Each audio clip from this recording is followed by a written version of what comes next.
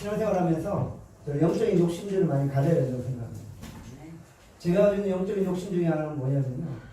우리 이 시간에 대한민국을 비롯한 전 세계 많은 교회들이 예배를 드리잖아요. 그런데 적어도 우리가 영적인 욕심을 가져야 될 것은 하나님, 우리가 하나님의 마음을 가장 기쁘시게 하는 그런 예배를 드리고 싶습니다. 이런 욕심이 있어야 되지 않을까요? 많은 교회들이 예배를 드리잖아요. 근데 하나님이 각 교회에서 드리는 예배를 다 보시는 거예요. 하나님이 보시는 거예요. 근데 우리가 하나님 앞에 말할 수 있는 것은 적어도 우리 마음이라는 거예요. 하나님은 외모를 보시는 건 아니잖아요. 여러분들 믿으십니까? 하나님 외모를 보시나요? 하나님이 몇 명 모인다 그거 보시나요? 하나님은 그런 거 보시는 분이 아니라는 거예요. 하나님은 잘생기고 똑똑하고 돈 많고 재능 있고 뭐 유능하고 이런 사람들 보시나요? 아니에요. 하나님은 그 마음이 어떠한가를 보시는 거예요. 그렇다면 우리가 하나님 앞에 말할 수 있는 거예요. 하나님, 우리가 짧은 시간 하나님 앞에 예배드리지만 정말 우리가 전심으로 하나님 앞에 예배합니다. 그래서 하나님, 우리 예배를 정말 가장 기뻐 받으시는 예배로 드리겠사오니 받아주십시오. 우리가 이런 영적인 욕심들을 좀 가지기 원합니다.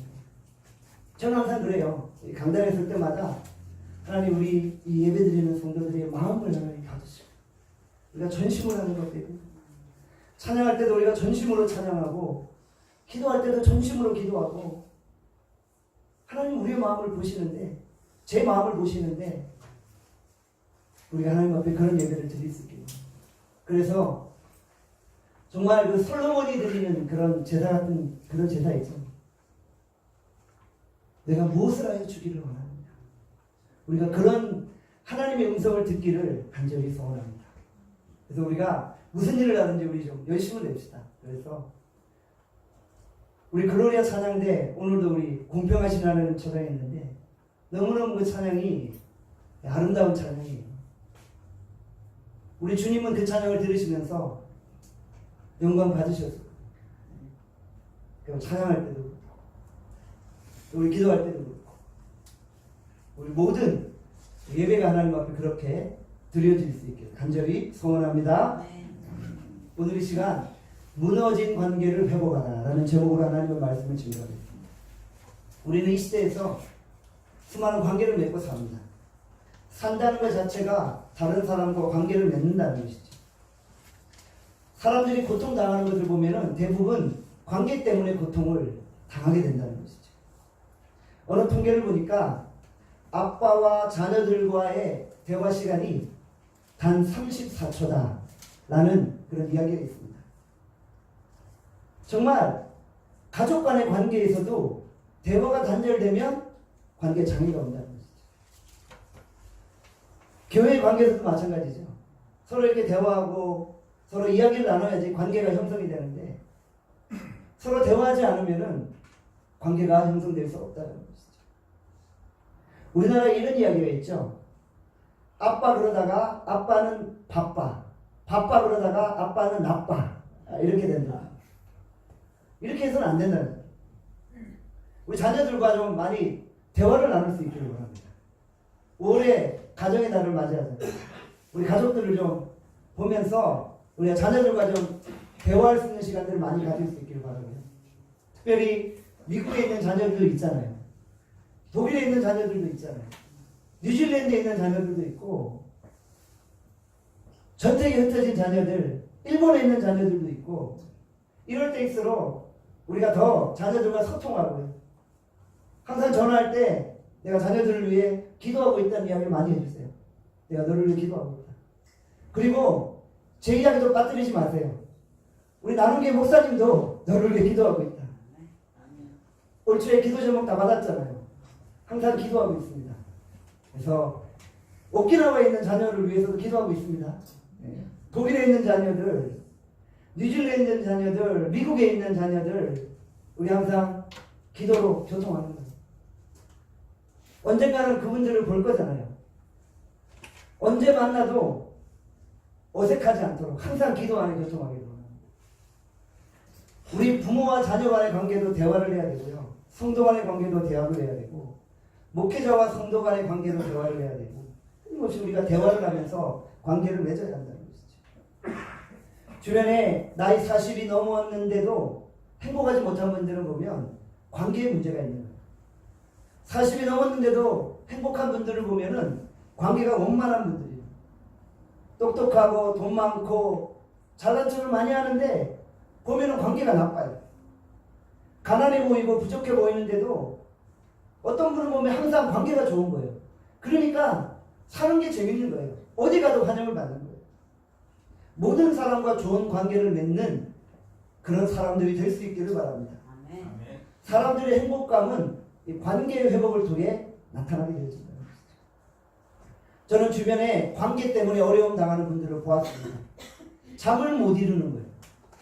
밤에도 그 사람과 불편한 관계 때문에 신음하고 있는 거예요. 불면증에 시달리고. 이런 상황들을 볼 때 인생은 관계가 좋은 사람이 행복하구나 생각하게 되어진다는 것이죠. 저는 여러분들이 주변 사람들과 좋은 관계를 맺기를 바랍니다. 누구를 만나도 된장찌개 같이 구수한 그런 분들이 되기를 바랍니다. 로마서 12장 18절에 말씀하죠. 우리 같이 한번 로마서 12장 18절 말씀 함께 읽겠습니다. 시작. 할 수 있거든 너희로서는 모든 사람과 더불어 화목하라. 말씀 그대로 우리는 모든 사람과 더불어 화목할 수 있어야 됩니다. 모든 사람과 더불어 화목할 수 있다면 우리가 행복하게 살 수 있다는 것이죠. 저는 여러분들이 옆집 아저씨, 옆집 아줌마처럼 언제든지 환영받고 다른 사람들에게 행복을 전달하는 그런 사람이 될 수 있기를 바랍니다. 오늘 본문에 언급된 고린도 교회를 한번 보십시오. 어떤 교회입니까? 교회 내에 여러 부파가 나뉘어져 있습니다. 바울파, 아볼로파, 게바파, 그리스도파. 서로 파를 이루어서 갈등하고 싸우고 있는 교회입니다. 이뿐 아닙니다. 교회 내에 많은 은사자들이 있었습니다. 교회 안에 은사자들이 많다는 것은 좋은 현상이죠. 그런데 문제가 무엇입니까? 너무 은사자들이 많으니까 서로 자신의 은사가 더 좋다라고 갈등하는 거예요. 서로 내 은사가 더 우월하다고 서로 싸우는 거예요. 관계가 깨어지고 있다는 것이죠. 심지어는 교회 안에 거짓 교사들이 침투했어요. 그래서 교회의 지도자인 바울을 향해 이간질을 시키기 시작하는 거예요. 바울은 가짜 사도라는 거예요. 예수님의 12제자에 들어가지 않는 그런 가짜 사도인데 자기가 예수님의 제자처럼 사도 행세를 한다는 거예요. 그리고 성경국을 보내면은 선교할 생각 안 하고 해외인 다니고 있다는 거예요. 가끔씩 사도 바울이 자비한 목회를 함에도 불구하고 몇몇 교회들에게 성경국을 받았잖아요. 그 성경국을 문제 삼아서 그를 끊임없이 공격하는 거예요. 목회자와 성도와의 관계가 깨어진 그런 교회의 모습이라는 거죠. 그리고 사도 바울은 철저한 사람이잖아요. 사도 바울은 칼 같은 사람이잖아요. 그러니까 그것을 빌미로 해서 사도 바울을 공격하는 거예요. 사랑이 없는 사람이다. 무자비한 사람이다. 이러면서 자꾸 관계를 깨뜨리게 하고 있다는 것이죠. 고린도 교회를 한마디로 표현하면 관계가 깨어진 교회라는 것이죠. 그런데 오늘 보면 고린도서 7장을 보면은 사도 바울이 그 깨어진 관계를 회복시키고 있다는 것이죠. 중요한 것은 이것이 아닙니까? 관계가 깨어지지 않아야 하는 것은 중요합니다. 그런데 이미 깨어진 관계는 어떻게 합니까? 그리고 내 의도와 관계없이 관계가 깨어질 수 있다는 거예요. 그랬을 때 이 깨어진 관계를 어떻게 회복할 것인가? 이것은 매우 중요하다는 것이죠. 사도 바울은 고린도 교회 안에 깨어진 관계를 회복시키기 위한 막중한 임무를 가지고 있었다는 것이죠. 목회자와 성도의 관계, 성도와 성도 간의 관계가 어떻게 회복될 수 있을까? 이것이 오늘 말씀의 주제라는 것이죠. 저는 오늘 본문 말씀을 통해 깨어진 관계를 어떻게 회복할 수 있는지 한번 살펴보기로 합니다. 첫 번째, 관계 회복을 위해서 사랑의 마음을 가지고 서로 영접해야만 합니다. 오늘 본문 고린도서 7장 2절에 말씀합니다. 같이 7장 2절 같이 읽겠습니다. 시작. 마음으로 우리를 영접하라. 우리는 아무에게도 불의를 행하지 않고 아무에게도 해롭게 하지 않고 아무에게서도 속여 빼앗은 일이 없노라. 내가 이 말을 하는 것은 너희를 정죄하려 하는 것이 아니라 내가 이전에 말하였거니와 너희가 우리 마음에 있어 함께 죽고 함께 살게 하고자 함이라. 아멘. 사도 바울은 관계 회복을 위해서 그들을 마음으로 영접했습니다. 사랑의 마음으로 영접했다는 것이죠. 넓은 마음을 가지고 다른 사람들을 수용했다는 것입니다.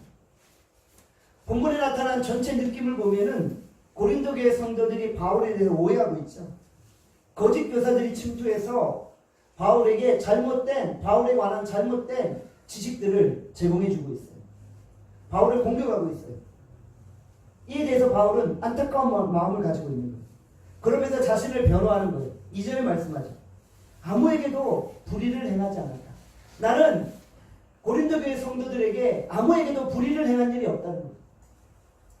아무에게도 해롭게 하지 않고 나는 고린도 교회 성도들에게 단 한 사람에게도 해롭게 한 일이 없다는 것이죠.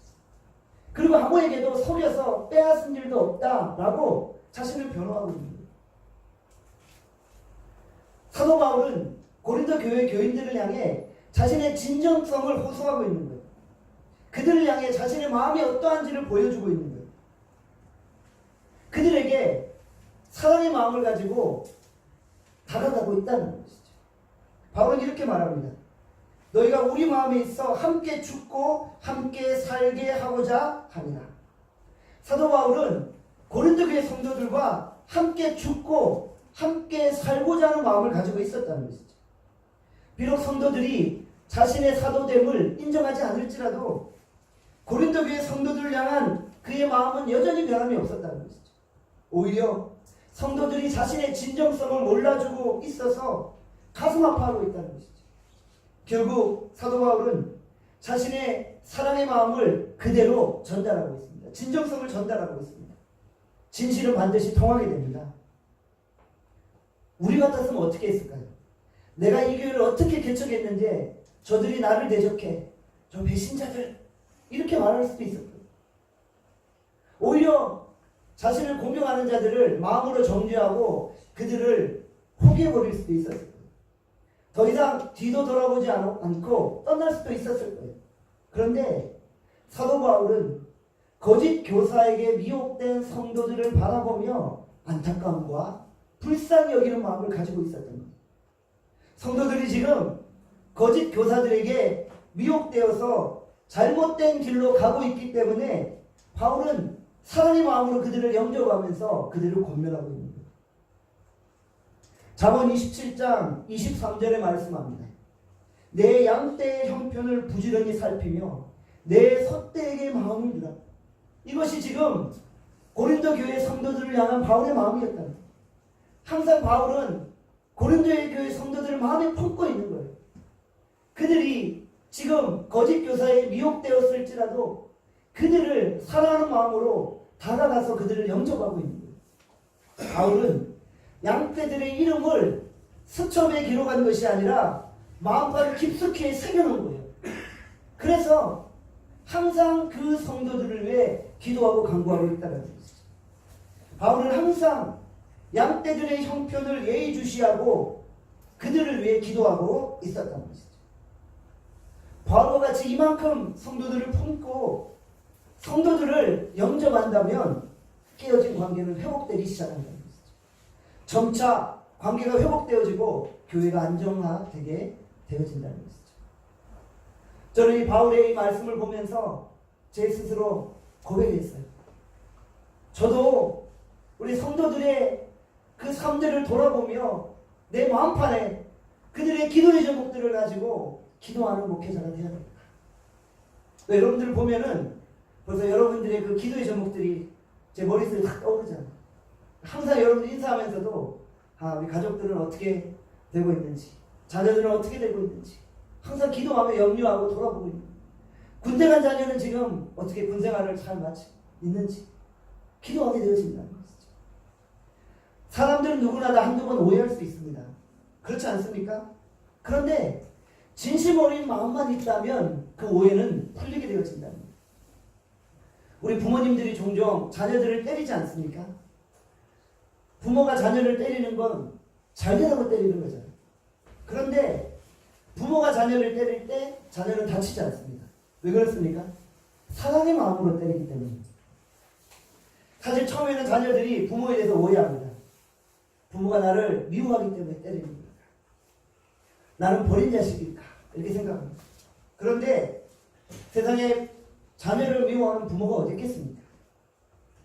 그 당시는 자녀들이 부모의 마음을 이해하지 못합니다. 그런데 철이 들고 자신도 자신을 키우다 보면 부모의 마음을 이해하는 것이 아닙니다. 그제서야 잘못을 고하잖아요. 엄마, 아빠, 내가 그때 너무 미안했어요. 그때 제가 너무 철이 없었어요. 어머니 앞에, 아버지 앞에 주룩주룩 눈물을 흘리지 않습니다.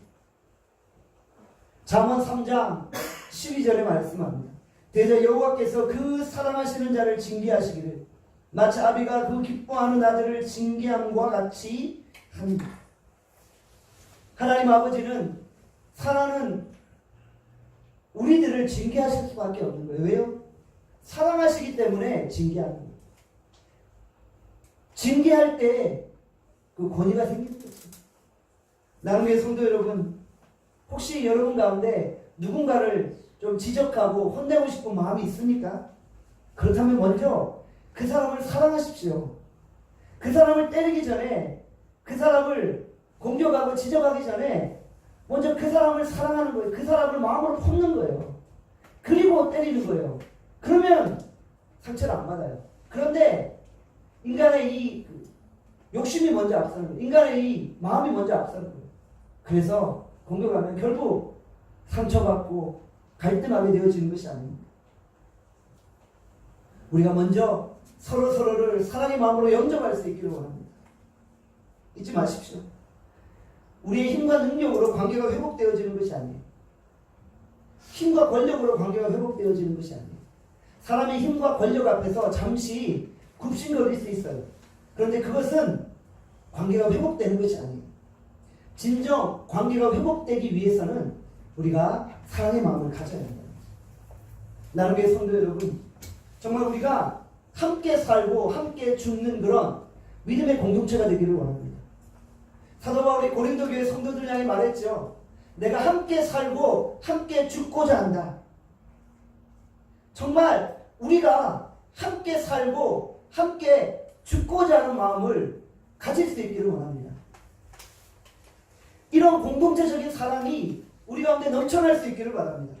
내 자아를 죽이고 내 고집을 죽이고 내 욕심을 죽일 때 공동체 안에 이런 사랑이 넘쳐나게 되어진다는 것이죠. 우리 모두 서로를 사랑의 마음으로 영접함으로 교회 안의 모든 관계들이 다시 회복될 수 있기를 간절히 소원합니다. 두 번째, 관계 회복을 위해서 솔직한 모습으로 나아가야 합니다. 서로의 연약함을 드러내야 합니다. 당시 바울은 고린도 교회의 영적인 지도자입니다. 영적인 지도자에게는 권위가 필요합니다. 하지만 권위만 가지고는 관계가 회복되지 않습니다. 서로 소통하는 권위가 아니라 일방적인 권위는 오히려 관계를 무너뜨리게 되어진다는 것이죠.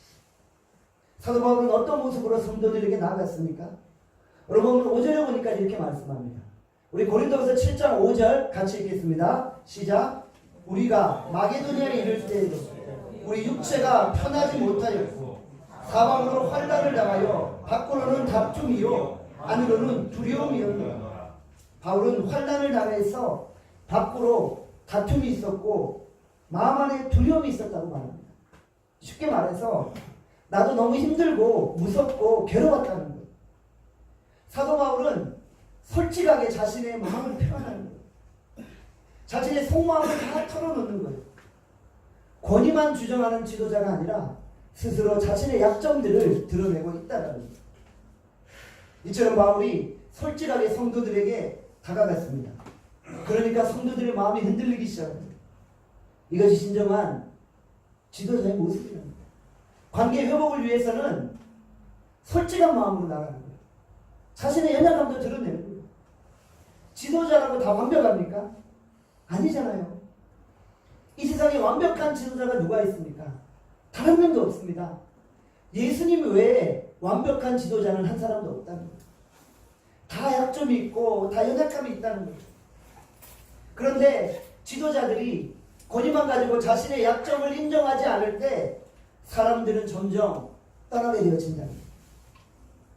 오늘 본문 8절을 보면은 또 이렇게 말씀하죠. 같이 8절 말씀 또 읽겠습니다. 시작. 그러므로 내가 편지로 너희를 근심하게 한 것을 후회하였으나 지금은 후회하지 아니함은 그 편지가 너희로 잠시만 근심하게 된 줄을 압니다. 뭐라고 말합니까? 내가 편지로 너희를 근심하게 한 것을 후회한다. 자신이 편지로 성도들을 지적한 것에 대해서 후회하고 있는 거예요. 자신의 잘못을 인정하는 거예요. 생각해보니까 내가 그때 좀 잘못했어. 미안하다. 실수했다. 용서해달라. 자신의 실수한 부분을 자연스럽게 노출하는 거예요. 우리도 마찬가지 아닙니까? 내가 완벽하다고 대단한 평가를 받는 게 아닙니다. 누구나 다 약점이 있기 때문에 그 약점을 자꾸 감추려고 할 때 더 웃어 보이는 거예요. 내가 내 약점을 가리고 다른 사람처럼 살아갈 때 다른 사람이 보기에는 거추장스러워 보이는 거예요. 다른 옷을 입은 것처럼 보이는 거예요. 사람들이 인간미 넘치는 그런 삶의 모습을 볼 때 관계 회복이 일어나게 되죠. 연약함 속에 갈등하는 모습이 가장 인간적인 모습이라는 거예요. 바리새인들을 보십시오. 자신은 완벽하다고 이야기합니다. 자신은 모든 율법을 행했다고 자신을 포장합니다. 외식합니다. 그러나 세리와 죄인들은 자신의 약점을 그대로 안고 주님 앞에 나아갔습니다. 주님은 오히려 세리와 죄인들을 향해 그들을 그리스도의 자녀라고 표현하고 있다는 것이죠. 오히려 바리새인들과 서기관들은 우리 주님이 독사의 자식이라고 말하고 있지 않습니까? 우리가 주님 앞에 감출 것이 무엇입니까? 우리는 그저 내 모습, 내 그대로 주님 앞에 나아가는 거예요. 우리가 자연스럽게 자신을 보여줄 때 사람과의 관계가 회복되어지는 거예요. 어떤 분들은 주님 앞에 기도하는데도 자신을 감춰요. 주님 다 아시는데, 내 약점을 다 아시는데 주님 앞에도 인정하지 않는 거예요. 내가 지금 힘든데, 내가 지금 괴로운데 주님 앞에서까지 자신이 힘들다고 인정하지 않는 거예요. 대단한 고집입니다. 저분이 지금 상당히 힘들어 보여요. 근데도 기도할 때 힘들지 않다는 거예요. 여러분들, 하나님 앞에만은 솔직하게 나가십니다. 있는 모습 그대로 나가시기 바랍니다. 그래야지 나와 하나님의 관계가 회복되는 거예요. 그래야지 하나님이 내게 와서 나를 변화시킬 만한 여지가 생기는 거예요.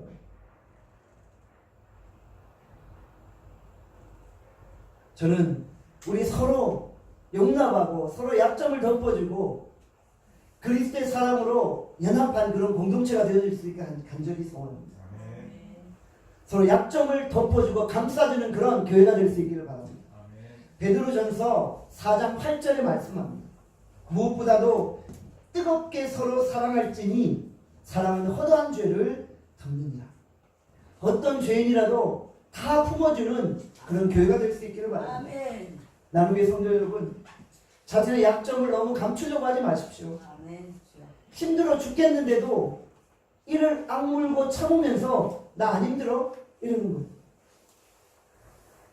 주변 성도들에게 드러내십시오. 여기에 여러분의 적은 단 한 명도 없습니다. 우리는 다 이웃이고 우리는 다 동력자고 우리는 다 협력자입니다. 여러분이 힘들 때 기도의 동력자들이 여러분들을 도와줄 것입니다. 우리의 약점과 우리의 연약함을 드러내야만 우리 안에 회복과 치유가 일어나는 것입니다. 우리 모두 솔직히 자신의 약점을 드러내면서 서로의 관계가 회복되어지고 하나님과의 관계도 회복될 수 있기를 간절히 소원합니다. 세 번째, 관계 회복을 위해서 지혜로운 언어를 사용해야 합니다. 말을 잘해야 합니다. 고린도교회 교인들이 잘못했습니다. 그들을 질책하는데 그들을 질책만 한 것이 아니라 오히려 지혜로운 언어로 그들을 감동시키고 있습니다. 사도 바울은 무슨 표현을 씁니까? 구원에 이르게 하는 회개다. 이렇게 표현하고 있습니다. 9절에 말씀하죠. 같이 한번 고린도후서 7장 9절 함께 읽겠습니다. 시작. 내가 지금 기뻐함은 너희로 근심하게 한 까닭이 아니요 도리어 너희가 근심함으로 회개함에 이를 까닭이라. 너희가 하나님의 뜻대로 근심하게 된 것은 우리에게서 아무 해도 받지 않게 하려 합니다. 하나님의 뜻대로 하는 근심은 포기할 것이 없는 구원에 이르게 하는 회개를 이루는 것이요 세상 근심은 사망을 이루는 것입니다. 사도 바울은 고린도의 성도들을 지적하고 있어요. 그런데 지적을 하면서도 구원에 이르게 하는 회개를 이루는 것이다. 이렇게 표현하고 있는 거예요. 정말 아름다운 표현이 아닙니까? 성도들을 향해 사도 바울이 근심하고 있는데 그 근심이 구원에 이르는 근심이라는 거예요. 정말 사도 바울은 언어의 마술사와 같은 거예요. 똑같이 책망하는데도 얼마나 긍정적인 표현을 사용하고 있습니다. 우리가 긍정적인 표현을 쓴다는 것은 매우 중요한 것입니다. 빌레몬서를 보십시오. 노예 오네시모가 주인을 떠나 도망쳤습니다. 그래서 사도 바울이 오네시모에 대해서 빌레몬에게 편지를 씁니다. 빌레몬이 주인이죠. 그때 바울은 종 오네시모를 이렇게 표현합니다. 우리 같으면 탈주자 오네시모, 종 오네시모 이렇게 표현했을 거예요. 그런데 빌레몬서 1장 15절을 보면 이렇게 말씀합니다. 그가 잠시 떠나게 된 것은 너로 하여금 그를 영원히 두게 함이니라. 아주 완곡한 표현이죠. 도망쳤는데 그냥 잠시 떠났다라고 표현하는 거예요. 양쪽에 다 상처를 주지 않는 그런 표현을 사용하는 거예요. 이 말을 듣고 빌레몬은 흔쾌히 오네시모를 다시 영접해 주었다는 것이죠. 바울의 몇 마디 말이 종과 주인 사이에 깨어진 관계를 다시 회복시키고 있다는 것입니다. 모든 관계 안에 상처는 말로 생기는 것이죠. 말로 상처를 받기 때문에 말로 또한 회복되어져야 하는 것이죠. 자꾸 싸우는 사람들을 보면 남의 약점에 초점을 맞춥니다. 자꾸 남을 비하하고 무시하려고 합니다. 자꾸 부정적인 말을 쓰고 무례한 말을 쓰고 남을 험담하는 말을 하게 됩니다. 그런데 그로 인해 관계가 깨어지잖아요. 다른 사람들의 장점을 보면서 그들을 위로하고 격려하는 언어를 쓸 수 있기를 바랍니다. 말이 곧 우리의 인격을 반영해주고 있지 않습니까? 민수기 14장 28절에 말씀합니다. 그들에게 이르기를 여호와의 말씀에 내 삶을 두고 맹세하는 너희 말이 내 귀에 들린 대로 내가 너희에게 행하리니. 하나님도 뭐라고 말씀하십니까? 너희 말이 내 귀에 들린 대로 내가 행하겠다. 우리가 말한 대로 주님이 실행하시겠다고 하십니다. 내가 다른 사람들을 축복하면 하나님이 그 말대로 축복하시겠다. 내 스스로 내가 자꾸 죽겠다고 하면 우리 주님이 그대로 행하시겠다고 하는 거예요. 내 스스로 내가 성공할 거야. 주님이 주시면 내가 부유케 될 거야. 난 잘 될 거야. 라고 주의 이름으로 축복하고 기도하면 주님이 그대로 행하시겠다는 거예요. 우리 야고보서에도 보면 이 말에 대해서 이야기를 하죠. 우리 말이 얼마나 중요한지에 대해서 야고보서는 계속해서 강조하고 있다. 여러분들 말에는 능력이 있습니다. 말에는 권능이 있습니다. 우리 주님도 말씀으로 이 세상을 창조하셨잖아요. 그 창조의 능력이 우리의 말 속에 담겨 있다는 거예요. 그래서 우리가 서로를 향해 계속해서 축복하는 말을 해야 돼요. 계속해서 서로를 축복하고 서로에게 복을 빌어야 되는 거예요. 그러면 그 복이 내게 돌아온다는 사실을 우리는 기억해야 한다는 것이죠. 여러분들 우리 모두 긍정의 말을 사용할 수 있기를 바랍니다. 서로를 축복하는 지혜로운 언어를 사용할 수 있기를 바랍니다. 그럴 때 우리 안에 무너진 관계들이 회복되어 진다는 것이죠. 말씀을 맺겠습니다. 우리 주변에 많은 깨어진 관계들이 있습니다. 심지어 교회 안에 성도들 사이에 깨어진 관계들이 있습니다. 목회자와 성도들 가운데 깨어진 관계들이 있습니다. 그런 관계들을 보며 사도 바울은 하나님 앞에 기도했습니다. 그리고 그들에게 자신의 그 마음을 표현했습니다. 사랑의 마음으로 그들을 영접했습니다. 진정성 있게 그들에게 다가갔습니다. 자신의 연약함을 솔직히 드러내고 다가갔습니다. 그리고 지혜로운 언어를 사용했습니다. 우리 모두 무너진 관계들이 회복되어지기를 원합니다. 그러기 위해서 우리가 자신의 연약함을 드러내고 지혜로운 언어를 사용하고 서로를 사랑으로 영접할 수 있기를 간절히 소원합니다. 아멘. 기도하겠습니다. 오늘 말씀을 생각하면서 우리 같이 기도합시다. 혹시 우리 안에 무너진 관계들이 있습니까? 주님 그 관계가 다시 회복되어지게 하여 주시오. 하나님 우리가 정말 지혜로운 언어를 사용하게 하시고 서로를 사랑으로 영접하게 하여 주시고 자신의 연약함을 드러내게 하여 주시오. 내 연약함을 드러낼 때 치유 회복이 일어납니다. 오늘도 우리에게 주님 은혜 베풀어 주셔서 하나님 우리의 관계들이 회복되게 하여 주시옵소서. 하나님과 우리의 관계가 회복되게 하여 주시옵소서. 사람과 사람 사이의 관계가 회복되어지게 하여 주시옵소서. 부모와 자녀 사이의 관계가 회복되어지게 하여 주시옵소서. 멀리 해외에 있는 자녀들과 관계가 회복되어지게 하여 주시옵소서. 우리 이웃들과의 관계가 회복되어지게 하여 주시옵소서. 이 시간 우리 관계 회복을 위해서 합심하여 함께 통성으로 기도하겠습니다. 하나님 아버지 하나님 오늘 이 시간 아버지 하나님